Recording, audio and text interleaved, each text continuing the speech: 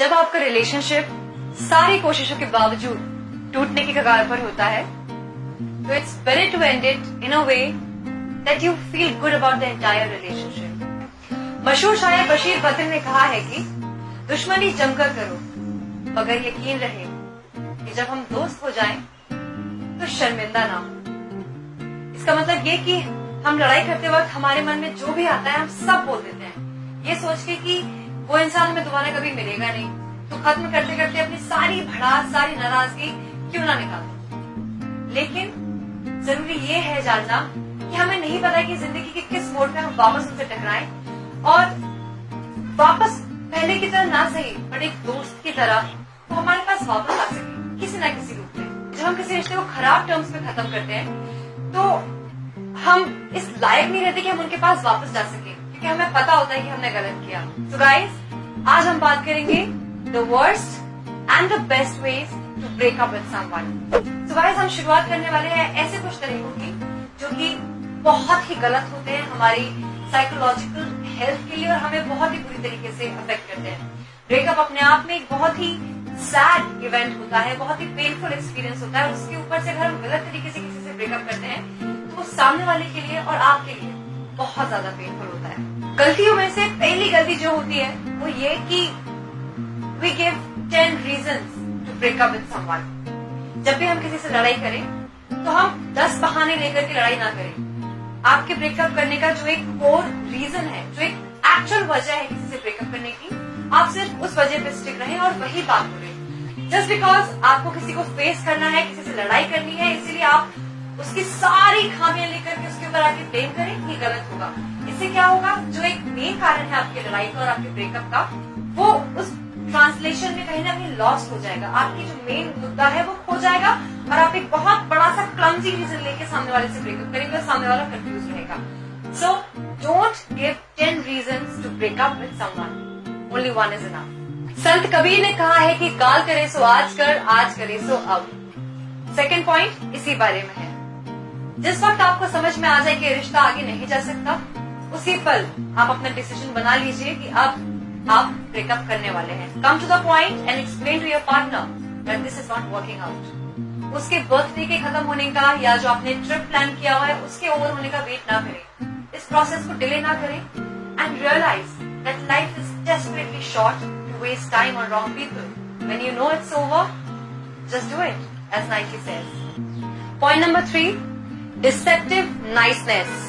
मुझे अपने रिलेशनशिप के बीच में ये रियलाइज हो गया था कि हम लोगों के बीच में अब ज्यादा वर्कआउट नहीं होने वाली है चीजें, और ये बात मुझे भी पता थी और मेरे पार्टनर को भी पता थी कि हम जल्दी ही ब्रेकअप कर लेंगे, लेकिन ना मैंने इनिशिएट किया ना उसने। हम दोनों ही एक दूसरे के साथ अच्छे होने का एक तरह से नाटक कर रहे थे। इसको बोलते हैं डिसेप्टिव नाइसनेस, जहां आप एक्चुअली में एक दूसरे के बारे में अच्छा फील नहीं करते हैं और आप फिर भी अच्छे बने रहते हैं। लाइक ऐसी चीजें करना जिनको आपको करने का मन नहीं है, सपोज गिफ्ट्स देना, डिनर्स पे जाना, कॉम्प्लीमेंट्स देना, या ऐसी बहुत सारी चीजें जो कि आपको कंफ्यूज करें। मुझे पता है कि सामने वाला इंसान is over me, he doesn't love me anymore, but फिर भी अगर वो मुझे गिफ्ट्स लाके दे रहा है या मेरी तारीफ कर रहा है या मेरे साथ है, तो क्या हो रहा है यहाँ पे मुझे कंफ्यूजन हो रहा है। यहाँ पे एक ब्लर इमेज क्रिएट हो रही है और I am confuse, I am not sure ये मुझसे प्यार करता है या नहीं।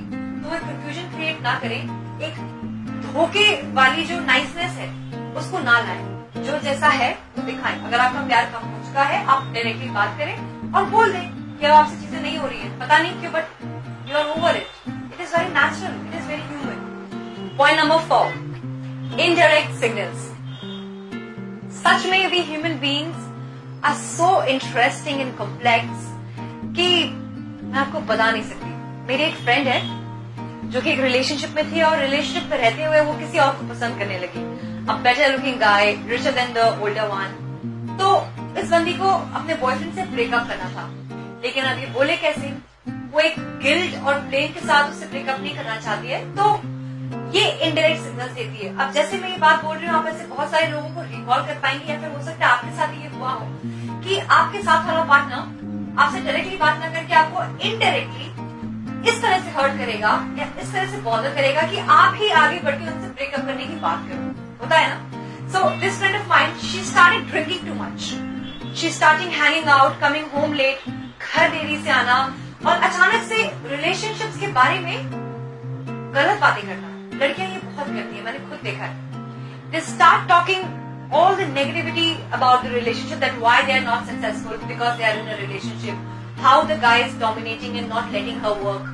तो एक रिश्ते का जो बुरा हिस्सा होता है वो उसको ज्यादा हाईलाइट करते हैं और बाकी हर वो चीज करेंगे ताकि आप परेशान होकर के दोस्तों के सामने आपकी इंसल्ट करना, फॉर दैट मैटर हर तरीके से आपको इंसल्ट करेंगे ताकि आप उनसे आगे बढ़ के ये बोले कि बाबा मुझसे अभी नहीं हो पाएगा, लेट्स ब्रेक अप। उसमें क्या होता है, ब्लेम आपके ऊपर है ब्रेकअप करने का। करना वो चाहते थे लेकिन इनडायरेक्टली उन्होंने आपसे ब्रेकअप करवाया। This is a very common trait, just make sure that you become the victim of it, don't do that. Point number 5, do not defeat your own argument. जब आपने मन बना लिया है कि आपको ब्रेकअप करना है, आप अपनी बात पे अडिग रहें, क्योंकि अक्सर क्या होता है कि जब हम ब्रेकअप कर लेते हैं तो इस बात की पूरी गारंटी होती है कि आपका पार्टनर आपके पास वापस आएगा और वो कुछ ऐसी बातें बोलेगा जिससे कि आपका दिल पिघलने लगेगा। लेकिन क्योंकि आपने डिसाइड कर लिया है तो उसके पीछे कोई वजह नहीं होगी। Of course they are nice people, लेकिन जब आपका रिलेशनशिप इस पॉइंट पे आ गया है जहां आपको पता है कि रिलेशनशिप खत्म करना ही आप दोनों के लिए बेस्ट है, then do not defeat your own argument. आप थोड़ा सा हार्ड रहिए अपने ऊपर भी और अपने पार्टनर के ऊपर भी। Eventually they will understand that why you did this in the first place. And also जब हम ब्रेकअप करते हैं तो हम अकेले हो जाते हैं, we are lonely, we are vulnerable और हम desperate हो जाते हैं, we look for love, we want them back and it's very natural. But make sure for that duration you have to be strong for yourself and for your partner.